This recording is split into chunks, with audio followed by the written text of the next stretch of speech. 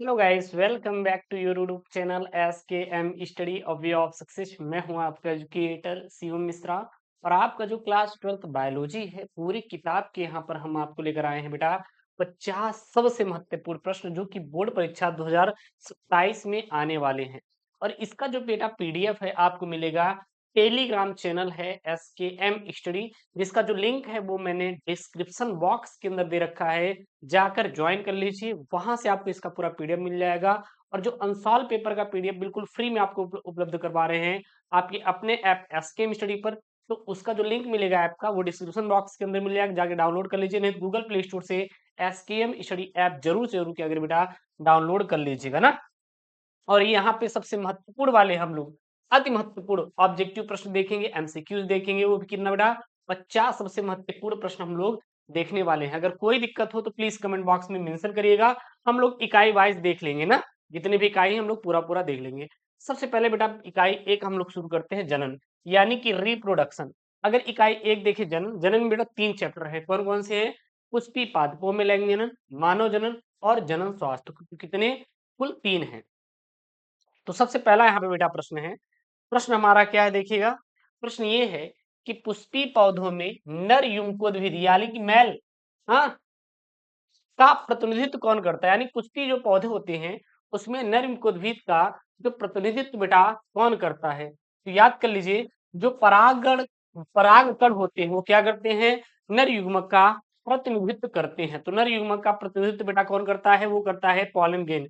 जितने भी परागकण होते हैं वो सभी नर युग्मोद्भिद का क्या करते हैं? प्रतिनिधित्व करते हैं। सेकंड यहाँ पे इंपॉर्टेंट प्रश्न है, तैयार कर लीजिएगा। क्या है बेटा यहाँ पे? आवृतबीजी पौधों में दोहरा निषेचन की खोज किसने किया था? यानी कि जो हमारा आवृतबीजी पौधा है उसमें दोहरा निषेचन की खोज बेटा किसने किया था? 4 ऑप्शन है। पहला यहाँ पे स्टाबर्गन ने, नमास्चीन ने, हुक ने या फिर मेंडल ने। तो जो आवृतबीजी पौधों में एंजियोस्पर्म में दोहरा निषेचन की खोज किया था वो किया था बेटा, ध्यान देना, नमास्चीन ने किया था। तो आवृतबीजी पौधों में दोहरा निषेचन की खोज किसने किया था? नमास्चीन ने किया था बेटा। यह आप याद रखना, इंपॉर्टेंट है, पेपर में आएगा बेटा तो लगा देना। अगला यहाँ पे है, निषेचन के बिना फल बनने की प्रक्रिया को बेटा क्या कहते हैं? मतलब उसमें निषेचन की क्रिया होती ही नहीं, और निषेचन के बिना फल बनने की क्रिया को क्या कहते हैं?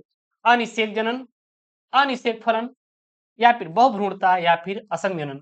तो बिना निषेचन ही फल बनने की प्रक्रिया को बेटा अनिषेक फलन कहा जाता है। क्या कहा जाता है? अनिषेक फलन कहा जाता है। प्रश्न नंबर यहाँ पे चौथा है। क्या बोल रहा है यहाँ पर बेटा? मानव शुक्राणु के एक्रोसोम का निर्माण किससे होता है? यानी जो मानव के शुक्राणु होते हैं उसमें एक्रोसोम का निर्माण होता है, वो किसके द्वारा होता है? राइबोसोम के द्वारा होता है, गोली आ गोल्गी काय यानी कि गोल्गी बॉडी के द्वारा होता है, माइटोकॉन्ड्रिया के द्वारा होता है, केंद्रक के द्वारा। तो मानव शुक्राणु के क्रोमोसोम का निर्माण जो होता है गोल्गी काय के द्वारा होता है। अगला यहाँ पे प्रश्न है, प्रश्न नंबर 5वां, बहुत इंपॉर्टेंट बेटा, याद कर लीजिएगा। क्या है यहाँ पे? अच्छा, बोर्ड में आने वाले प्रश्न है सभी। कॉपर्स ल्यूटियम ल्यूटियम में से कौन सा हार्मोन्स बेटा स्रावित होता है? एस्ट्रोजन, प्रोजेस्टेरॉन, या फिर टेस्टोस्टेरोन, या फिर बेटा रिलैक्सिन। तो ध्यान दीजिएगा, जो कॉपर्स ल्यूटियम होता है उसमें से जो हार्मोन स्रावित होता है वो होता है प्रोजेस्टेरॉन होता है। कौन सा होता है बेटा? प्रोजेस्टेरॉन होता है। यानी कि बी ऑप्शन क्या हो जाएगा बेटा? राइट हो जाएगा। कौन सा बेटा? बी ऑप्शन यहाँ पे क्या हो जाएगा? राइट हो जाएगा। कोई दिक्कत तो नहीं ना? एक बार बेटा कमेंट करके बता देंगे। उसके बाद अगला यहाँ पे, मानव जनसंख्या नियंत्रण हेतु शल्य चिकित्सा विधि में किसके किसको काटा या बांधा जाता है? यानी जो मानव जनसंख्या जब नियंत्रण किया जाता है, मतलब कि बच्चे पैदा ना होने पाए, उसमें ट्यूबेक्टॉमी और एक वैक्सेक्टॉमी। जो ट्यूबेक्टॉमी होता है बेटा ये महिलाओं में होता है, वैक्सेक्टॉमी पुरुषों में होता है। तो किसको काटा और बांधा जाता है? तो ध्यान देना बेटा, अंडवाहिनी को काटा और बांधा जाता है। अगला यहाँ पे है 7वां वाला, क्या है? इंपॉर्टेंट है। और ये सारे प्रश्न बेटा बहुत इंपॉर्टेंट, जितने भी आपके हैं सभी बेटा क्या है? बहुत इंपॉर्टेंट है। आप इन सभी प्रश्नों को तैयार कर लीजिएगा। बीजांड का वह स्थान जहां बीजांड वृंत जुड़ा होता है क्या कहलाता है? निभाग कहते हैं, या नाभिका कहते हैं, या बीजांड द्वार कहते हैं, या फिर भ्रूणकोश कहते हैं। तो याद कर लीजिए, बीजांड का वह स्थान जहां बीजांड वृंत जुड़ा होता है उसे नाभिका कहा जाता है, बोले तो हाइलम कहा जाता है। क्या कहा जाता है बेटा? हाइलम कहा जाता है। अगला यहाँ पे 8वां प्रश्न है, क्या है? बहुभ्रूणता की खोज सबसे पहले किस पौधों में की गई थी? तो जो बहुभ्रूणता की खोज सबसे पहले बेटा संतरा में किया गया था। किसमें किया गया था? संतरा में किया गया था, क्योंकि जो संतरा होता है उसमें बहुत सारे क्या होते हैं, भ्रूण का निर्माण होता है। अगला यहाँ पे है बेटा 9वां नंबर वाला प्रश्न, देखिए क्या है, इंपॉर्टेंट है। पुरुषों में नसबंदी की प्रक्रिया को क्या कहते हैं? बहुत बढ़िया। ट्यूबेक्टोमी बेटा किसमें? महिलाओं में, यानी कि फीमेल जो होती है उसमें क्या होता है, हमारा ट्यूबेक्टोमी होता है। कॉपर टीबी किसमें होता है बेटा? फीमेल भी होता है। रोग रोध विधि भी हम लोग फीमेल में कहते हैं, आदि लड़कियों में करते हैं। लेकिन वैक्सेक्टोमी जो होता है यह पुरुषों से संबंधित होता है। जो नसबंदी होता है पुरुषों में वो हमारा वैक्सेक्टोमी होता है। अगला और 10वां यहाँ पे क्या बेटा इंपॉर्टेंट है, तैयार कर लीजिएगा, पेपर में आता है कि हाँ, एमनियोसेंटेसिस तकनीकी का उपयोग किस परीक्षण हेतु किया जाता है? यानी जो एमनियोसेंटेसिस होता है यह किस तकनीकी के लिए प्रयोग किया जाता है? हृदय रोग के लिए, भ्रूण का अनुवांशिक विकार के लिए, पीलिया के लिए, या फिर कैंसर के लिए? तो जो हम लोग यहाँ पे एमनियोसेंटेट सिंथेसिस का प्रयोग करते हैं वो करते हैं भ्रूण का पता लगाने के लिए, वो लड़का है या लड़की, और साथ ही साथ लिंग के निर्धारण में, और इसके मतलब अनुमान में साथ ही साथ कोई अनुवांशिक विकार तो नहीं है, वहां पे क्या किया जाता है? एमनियोसेंटेसिस का उपयोग किया जाता है। अगला यहाँ पे प्रश्न नंबर 11 वाला बेटा क्या बोल रहा है, यहाँ पे ये बोल रहा है कि परग नली शिशु यानी कि टेस्ट ट्यूब बेबी कार्यक्रम में किस तकनीकी का उपयोग किया जाता है? तो इसका जो आंसर हो जाएगा बेटा वो हो जाएगा आपका गिफ्ट या आईवीएफ का उपयोग किया जाता है। गैमेट इंट्राफेलोपियन ट्रांसफर बोला जाता है, ठीक ना। अगला और 12 नंबर प्रश्न है बेटा, यहाँ पे क्या है, ये बोल रहा है 12 नंबर वाला यहाँ पे कि परिपक्व भ्रूणकोश में कितनी कोशिकाएं और केंद्रक होते हैं? जो परिपक्व भ्रूणकोश होता है उसमें कितनी कोशिकाएं और केंद्रक होती हैं? तो ये बात ध्यान दें बेटा, इसमें 7 कोशिकाएं होती हैं और 8 केंद्रक होता है, यानी कि जो परिपक्व भ्रूणकोश होता है वो 7 कोश की और 8 केंद्रकी होता है, ऐसे बोल सकते हैं। उसके बाद इकाई 2 है बेटा, वो क्या है? अनुवांशिकी एवं विकास। अनुवांशिकी एवं विकास सबसे इंपॉर्टेंट वाला बेटा क्या है चैप्टर, यहाँ से भर भर के प्रश्न आते हैं। प्रश्न नंबर 13 क्या बोल रहे हैं यहाँ पे कि मेंडल ने द्विसंकर संकरण का लक्षण प्रारूपी अनुपात क्या था? जाने मतलब जो मेंडल थे भैया, जो मेंडल थे उन्होंने अपना द्विसंकर संकरण का लक्षण प्रारूपी अनुपात क्या रखे थे? तो 9:3:1 रखा था। 9:3:3:1 रखा था। 14 नंबर वाला प्रश्न बेटा देखिएगा, इंपॉर्टेंट है, तैयार कर लीजिएगा, बोर्ड में आता है कि डीएनए में कौन सा क्षारक अनुपस्थिति होता है, केवल आरएनए में पाया जाता है? देखिए एडेनिन जो होता है हमारा ये डीएनए में पाया जाता है, थायमिन भी हमारा क्या है, आरएनए में पाया जाता है, गुआनिन भी हमारा क्या पाया जाता है बेटा, आरएनए में पाया जाता है, और यूरेसिल भी क्या पाया जाता है हमारा बेटा, आरएनए में पाया जाता है, लेकिन डीएनए में यूरेसिल नहीं पाया जाता। तो याद कर लीजिए डीएनए में यूरेसिल नहीं पाया जाता, डीएनए में यूरेसिल बेटा नहीं पाया जाता। अगला यहाँ पे 15 नंबर वाला है, इंपॉर्टेंट है, तैयार कर लेना, बोर्ड में आता है कि डीएनए फिंगरप्रिंटिंग की खोज किसने किया था? जो डीएनए फिंगरप्रिंटिंग है इसकी खोज बेटा किसने किया था? याद कर लीजिए एलेक्स जेफरिस ने। एलेक्स जेफरिस ने डीएनए फिंगरप्रिंटिंग की खोज किया था। 16 नंबर वाला बेटा प्रश्न इंपॉर्टेंट है, तैयार कर लीजिए, क्या यहाँ पे कि डाउन सिंड्रोम में किस गुणसूत्र की एकाधिसूत्रता होती है? मतलब कि जो डाउन सिंड्रोम होता है उसमें किस गुणसूत्र की एकाधिसूत्रता होती है? मतलब एक गुणसूत्र की वृद्धि होती है किसमें? डाउन सिंड्रोम में। तो जो 21वीं जोड़ी गुणसूत्र होता है उसमें क्या होती है बेटा? एकाधिसूत्रता होता है, यानी 16 का सी ऑप्शन क्या हो जाएगा? राइट हो जाएगा, याद कर लीजिएगा। उसके बाद अगला यहाँ पे ओपेरॉन अवधारणा का प्रतिपादन किसने किया था? यानी जो ओपेरॉन अवधारणा है इसका प्रतिपादन किसने किया था? तो जैकब और मनोड ने। किसने? जैकब और मनोड ने किया था। उसके बाद 18 नंबर वाला है, याद कर लीजिए बेटा, इंपॉर्टेंट है कि टर्नर सिंड्रोम तथा का गुणसूत्री संयोजन क्या होता है? मतलब टर्नर सिंड्रोम जो होता है उसका संयोजन क्या होता है? उसमें 44 गुणसूत्र होते हैं और साथ ही साथ एक गुणसूत्र क्या हो जाता है, मतलब कि इसमें कुल 46 में से एक गुणसूत्र गायब हो जाता है, और ये केवल किसी में होता है बेटा? महिलाओं में होता है। किसमें होता है? महिलाओं में होता है, यानी कि एक गुणसूत्र क्या हो गया बेटा? कमी हो गई, यानी जीरो है। ठीक, तो यानी 44 प्लस एक्स जीरो हो जाएगा यहाँ पे। 19 नंबर वाला है, 19 नंबर वाला बेटा क्या बोल रहा है देखिएगा यहाँ पे कि डीएनए अणु में एडेनिन और थायमिन के बीच कितने हाइड्रोजन बंध होते बेटा? तो 2 होते हैं। कितने होते हैं? 2 होते हैं। अगला 20 नंबर वाला बेटा सवाल है यहाँ पे, इंपॉर्टेंट है, तैयार कर लेना, बोर्ड में आता है कि रुधिर वर्ग ओ वाले व्यक्ति का जीन प्रारूप क्या होता है? तो बेटा वो हमारा आई आई होता है। जब आई और आई मिलता है बेटा तो हमारा ओ ब्लड ग्रुप बनता है, जो कि लड़का या फिर लड़की चाहे जो हो। अगला और 21 नंबर वाला बेटा यहाँ पे प्रश्न है कि सीकल सेल एनीमिया किस प्रकार का रोग होता है? तो ये बेटा एक अलिंग सूत्री अप्रभावी क्या होता है? रोग होता है। अलिंग सूत्री अप्रभावी रोग होता है। यह पेपर में आएगा बेटा, तैयार कर लेना। प्रश्न नंबर 22 यहाँ पे मोस्ट इंपॉर्टेंट है। क्या यहाँ बोल रहा है? अनुलेखन की प्रक्रिया में क्या बनता है? तो बेटा अनुलेखन की जो प्रक्रिया होती है ट्रांसक्रिप्शन की, उसमें क्या बनता है? उसमें बनता है डीएनए से आरएनए। डीएनए से आरएनए, डीएनए का पूरा नाम डीऑक्सीराइबोन्यूक्लिक एसिड, आरएनए का पूरा नाम राइबोन्यूक्लिक एसिड। 23 नंबर वाला इंपॉर्टेंट बेटा सवाल है। क्या बोल रहा है? प्राकृतिक चयन का सिद्धांत किसने दिया था बेटा? जो प्राकृतिक चयन का सिद्धांत है, किसने दिया था? चार्ल्स डार्विन ने प्राकृतिक चयन का सिद्धांत दिया था। अगला और 24 नंबर में बेटा यहाँ पे सवाल है, इंपॉर्टेंट, तैयार कर लीजिएगा। समजात अंग का उदाहरण क्या है? तो जो समजात अंग का उदाहरण होता है वो मनुष्य का हाथ और चमगादड़ के पंख। मतलब देखने में समान लेकिन कार्य क्या होते हैं? अलग अलग होते हैं, उसे समजात अंग कहते हैं। जैसे मनुष्य का हाथ आगे पकड़ने में और ये चमगादड़ का जो पंख होता है बेटा उड़ने में उपयोग करता है कि नहीं? एक बार आप लोग बेटा कमेंट बॉक्स में मेंशन करिएगा। अगला है, अनुवांशिक कूट में कितने प्रकूट होते हैं? बेटा अनुवांशिक जो कूट होता है उसमें कितने प्रकूट होते हैं? कुल 64 प्रकूट होते हैं। अगला इकाई 3 है बेटा, मानव कल्याण में जीव विज्ञान जो है इसका हम लोग देखने वाले हैं। तो 26 नंबर वाला सवाल है, इंपॉर्टेंट है, पेपर में आपके बोर्ड में आएगा, लगा लीजिएगा।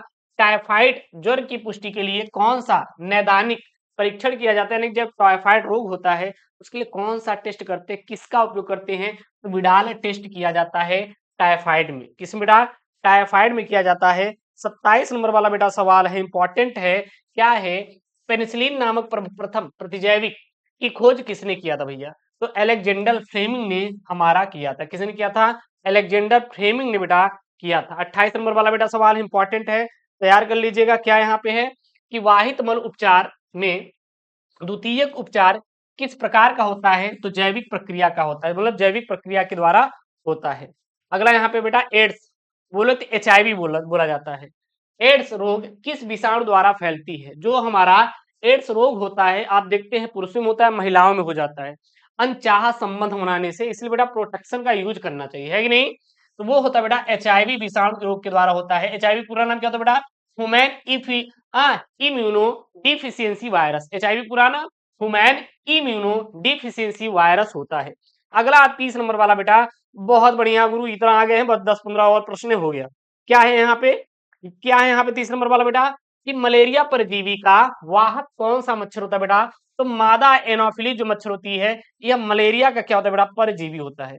31 नंबर वाला बेटा इंपॉर्टेंट है, शराब या अल्कोहल के उत्पादन में किस सूक्ष्म जीव का उपयोग किया जाता है? बेटा शराब कहीं से बनाई जाती है? हाँ, तो बनाई जाती है इष्ट जीव का उपयोग किया जाता है। इष्ट को हम लोग उपयोग करते हैं जिसके द्वारा वो सड़ जाता है और फिर हमारा बन जाता है। अगला बेटा 32 नंबर वाला सवाल है। क्या बोल रहा है बेटा? 32 नंबर वाला इंपॉर्टेंट है, ध्यान दीजिएगा। क्या यहाँ पे दूध से दही बनाने के लिए कौन सा जीवाणु सहायक होता है बेटा? वो होता है लैक्टोबैसिलस। क्या होता है? लैक्टोबैसिलस होता है। अगला 33 नंबर वाला है बेटा, इंपॉर्टेंट है, याद कर लीजिएगा। क्या यहाँ पे प्रतिरक्षा तंत्र की टी कोशिका कहाँ परिपक्व होती है बेटा? वो होती है थाइमस ग्रंथि में। किसमें होती है? थाइमस ग्रंथि में परिपक्व होती है। अगला और 34 नंबर वाला बेटा इंपॉर्टेंट सवाल है। अगला 34 नंबर वाला इंपॉर्टेंट सवाल है, डेंगू बुखार का संचरण किस मच्छर के काटने से होता है? तो एडिज एजिप्टी के द्वारा होता है। जो एडिज एजिप्टी मच्छर होता है जब ये काट लेता है ना तो बेटा आपको फैलता क्या है? डेंगू। क्या फैलता है बेटा? डेंगू फैलता है ना। अगला यहाँ पे 35 नंबर बेटा सवाल है, क्या है? इंपॉर्टेंट है, तैयार कर लीजिएगा। क्या यहाँ पे कि गोबर गैस का मुख्य घटक कौन सा है? तो बेटा मीथेन। अरे भैया मीथेन, आग बंद करके ठोक देना भाई, मीथेन बेटा। लो भैया, इकाई 4 है, प्रौद्योगिकी एवं इसके उपयोग से। तो अब यहाँ से ऑब्जेक्टिव देखते हैं और इसके सभी पीडीएफ हम टेलीग्राम पे भेज देंगे, जाके डाउनलोड कर लीजिएगा। क्या यहाँ पे आणविक कैंची क्या है के रूप में किसे जाना जाता है? मतलब आणविक कैंची के रूप में बेटा किसे जाना जाता है? तो जाना जाता है रिस्ट्रिक्शन एंडोन्यूक्लियस। जो रिस्ट्रिक्शन एंडोन्यूक्लियस होता है उसे आणविक कैंची के रूप में, यानी डीएनए अणु को खंडों में काटने का कार्य कौन करता है? रिस्ट्रिक्शन एंडोन्यूक्लियस करता है। 37 नंबर वाला बेटा क्या इंपॉर्टेंट है, ध्यान दीजिएगा। बीटी कपास में बीटी शब्द का पूरा नाम क्या होता है? तो बीटी का पूरा नाम होता है बैसिलस थुरियनजेंसिस होता है। क्या होता है? बैसिलस थुरियनजेंसिस होता है। 38 नंबर बेटा सवाल है यहाँ पे, इंपॉर्टेंट है, याद कर लीजिएगा। 38 नंबर वाला क्या है यहाँ पे? पीसीआर तकनीकी में प्रयुक्त होने वाला टैंक पॉलीमरेज एंजाइम किससे प्राप्त होता है? किससे प्राप्त होता है? तो बेटा प्राप्त होता है वो आपका थर्मस एकॉक्टिकस से प्राप्त होता है। अगला यहाँ पे है 39 नंबर वाला, इंपॉर्टेंट है, तैयार कर लेना, बोर्ड में आएगा छाप देंगे भाई, बोर्ड में आएगा छाप देंगे। डीएनए खंडों को जोड़ने का काम करता है बेटा ligase, DNA ligase, DNA ligase जोड़ने का काम करता है, और काटने का एंडोन्यूक्लियस करता है। अगला यहाँ पे प्रश्न है, प्रश्न नंबर 40, इंपॉर्टेंट है, लगा देना बेटा। क्या लगा देंगे कि प्रथम अनुवांशिकता रूपांतरित पौधा कौन सा था बेटा? तंबाकू था, तंबाकू था सबसे पहला। अगला यहाँ पे प्रश्न कि गोल्डन राइस में किस विटामिन की प्रचुरता अधिक होती है बेटा? जो गोल्डन राइस होता है उसमें विटामिन की प्रचुरता ज्यादा होता है सर, विटामिन ए। और विटामिन ए के द्वारा ही क्या होता है बेटा हमारा वहां पे कोई भी आंख से जो बीमारी होती है वो विटामिन ए के द्वारा होता है। और विटामिन सी क्या होता है? वो घुलनशील होता है। अगला प्रश्न है प्रश्न नंबर 42 बेटा। प्रश्न नंबर 42 क्या बोल रहा है यहाँ पे भैया? वो बोल रहा है कि जैव प्रौद्योगिकी द्वारा उत्पादित मानव इंसुलिन को क्या कहा जाता है? वो कहा जाता है ह्यूम्यूलिन, ह्यूम्यूलिन बोला जाता है। इकाई 5 बेटा पारिस्थितिकी एवं पर्यावरण से है यहाँ पे। 43 नंबर वाला बेटा सवाल है, इंपॉर्टेंट है, तैयार कर लेना। क्या बोल रहा है यहाँ पे? किसी पारितंत्र में ऊर्जा का पिरामिड सदैव कैसा होता है? तो ऊर्जा का पिरामिड सदैव सीधा होता है। क्या होता है? सीधा होता है, मैंने आपको करवाया भी है। प्रश्न नंबर 44 यहाँ पे है, क्या बोल रहा है बेटा कि भारत में जैव विविधता का तप्त स्थल यानी कि हॉट स्पॉट कौन सा क्षेत्र होता है? तो वो होता है बेटा पश्चिमी घाटी। क्या होता है? जो पश्चिमी घाटी होती है यह हॉट स्पॉट का क्षेत्र होता है। अगला यहाँ पे 45 नंबर वाला है, इंपॉर्टेंट है, तैयार कर लीजिएगा। क्या बोल रहा है बेटा यहाँ पे? काजीरंगा राष्ट्रीय उद्यान किस प्राणी के संरक्षण के लिए प्रसिद्ध है? तो बेटा एक सिंग वाला गेंडा। एक सिंग वाला गेंडा देखे हैं? देखेंगे नहीं आप लोग? अरे गुरुदेव हम तो नहीं देखे हैं। चलिए बेटा आपको घुमा देते हैं, फिर वहां पे देखने के लिए मिलेगा, ठीक है ना। 46 नंबर वाला बेटा इंपॉर्टेंट है कि पारिस्थितिक तंत्र में, ध्यान देना क्या बोल रहा है, पारिस्थितिक तंत्र में ऊर्जा का 10% नियम किसने दिया था? लिंडेमान ने दिया था भैया, लिंडेमान ने दिया था, लिंडेमान ने दिया था। बोलिए लो भैया, चिपको आंदोलन, आंख बंद करके लगा देना। वन वृक्ष संरक्षण आएगा पेपर में इस बार, चिपको आंदोलन बेटा वन वृक्ष संरक्षण से है। अगला लो भैया, अगला लो भैया, 48 नंबर वाला है, मोस्ट इंपॉर्टेंट भैया है, क्या है कि रेड डाटा बुक का प्रकाशन किस संस्था करती है? तो जो रेड डाटा बुक का प्रकाशन बेटा किस संस्था द्वारा करती है? वो करती है बेटा आयुसीएन। और इसमें जो आयुसीएन होता है ये जो लुप्त जातियां होती हैं, जीव जंतु होते हैं, उनके बारे में क्या करता है? प्रकाशन करता है। अगला भैया 39 नंबर वाला लगा देना, इंपॉर्टेंट है बेटा, क्या है? भोपाल गैस त्रासदी में किस विषैली गैस का रिसाव हुआ था? वो हुआ था मिथाइल आइसोसाइनाइड, मिथाइल आइसोसाइनाइड का बेटा रिसाव हुआ था। और अगला है विश्व पर्यावरण दिवस का मनाया जाता है बेटा 5 जून को, 5 जून बेटा विश्व पर्यावरण दिवस मनाया जाता है। तो यहाँ पे मैंने आपको पूरी किताब का बेटा 50 ऑब्जेक्टिव प्रश्नों बताया है जो कि बोर्ड में आपके आएंगे। इन अगर प्रश्नों को तैयार कर लेते बेटा तो गारंटी है कि बोर्ड में बेटा आप 70 में 70 मार्क्स लेकर आएंगे, गारंटी हमारी है। आशा करते वीडियो पसंद आया होगा, सो प्लीज यार वीडियो को लाइक करिएगा, चैनल को सब्सक्राइब करिएगा। मिलते हैं नेक्स्ट वीडियो में दोस्तों, थैंक यू, जय हिंद, take care, bye bye, love you all.